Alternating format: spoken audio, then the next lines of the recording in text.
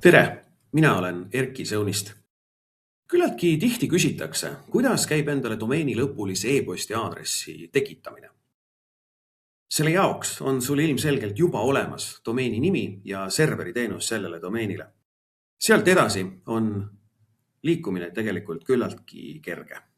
Kui oled sisse loginud oma Minuzoni kasutajakontole, siis jaotusest veeb ja e-post leiad üles nupu e-post, lisa ja muuda e-posti aadresse. Järgmises aknas nupp lisa postkast. Siin küsitakse su käest postkasti eesosa. Mina tahan endale aadressi info@teemekoduka.ee.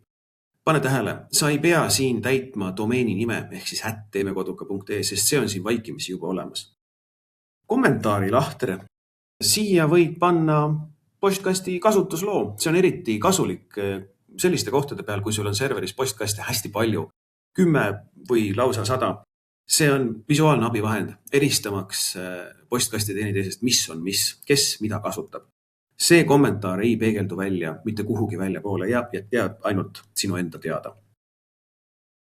Salasõna jaotusesse pead mõtlema välja siis mingisuguse parooli sellele kontole. See peab olema vähemalt 10 tähemärki pikk. Pane tähele, paroolis ära kasuta kunagi enda isikunime, enda tegevusvaldkonnale viitavaid fraase või sõnu. Unusta ära ka oma laste, sugulaste, tuttavate nimed, sünnikuupäevad ja kõik muu, mis on kuidagi moodi sinuga isikustatav või kergesti ära arvatav. Kui klõpsad nupul jätka, küsitakse järgmises aknas sinu käest, millist piirmahtu sa oma postkastile tahad. Vaikimisi on andmemaht alati sinu teenuspaketis lubatud maksimum. Minu puhul starterpaketis 8 gigabaiti. Kui sa tahad suuremat postkasti premium 50 giga, 100 või sootuks 200 gigabaiti, saad selle valiku teha siit. Piirmahtu saad alati hiljem ka muuta. Nüüd klõpsad nupul lisa postkast ja ongi postkast sinu serverisse loodud.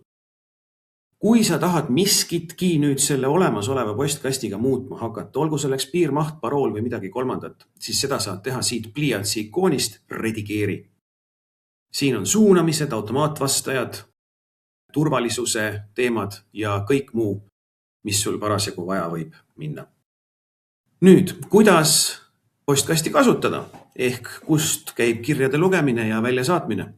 Selle jaoks kasuta webmail.ee keskkonda, mis on kättesaadav kohe sinu kasutajatunnuse kõrvalt. Head kasutamist!